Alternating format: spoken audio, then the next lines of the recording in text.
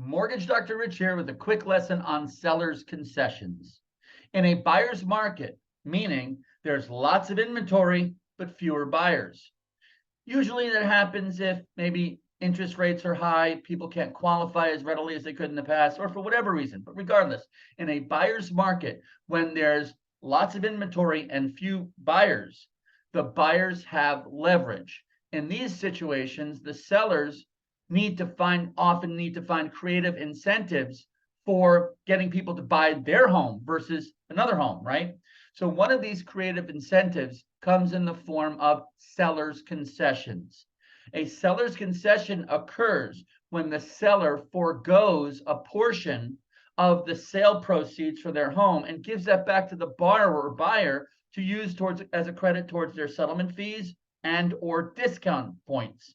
You can't use it towards a down payment, but you can, if you're the buyer getting a seller's concession, use it towards crediting some of your settlement fees and or discount points. But there are limitations. Let's take a look at what those limitations are, because you kind of need to know about these for the NMLS exam.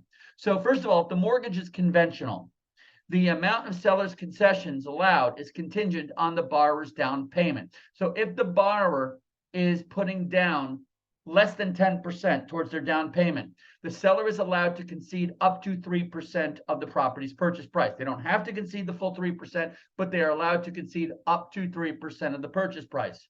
If the borrower's down payment is equal to or greater than 10%, but less than 25% of the purchase price, the seller may concede up to 6% of the purchase price towards seller's concessions. If, however, the borrower's down payment is 25% or more, the seller is allowed to concede up to 9% of the purchase price towards seller's concessions. However, if the borrower's intended use for that property is for rental purposes, they're buying the home as an investment property, they're going to rent it out and be the landlord, regardless of the down payment, maximum seller's concessions is 2%. That's conventional. FHA loans allow for 6% of the property's purchase price towards seller's concessions, regardless of the down payment. VA allows for up to 4% of the purchase price towards settlement fees, but unlimited towards discount points. And then comes USDA, which allows for 6% of the purchase price, regardless of the down payment. And most USDA loans have no down payment. Borrowers don't put anything down.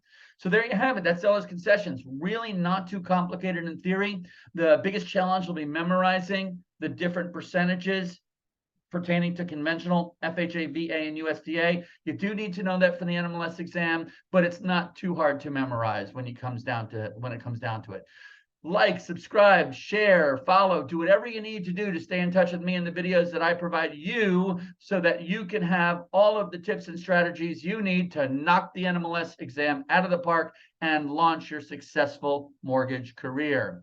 Mortgage Dr. Rich here saying goodbye for now. See you soon.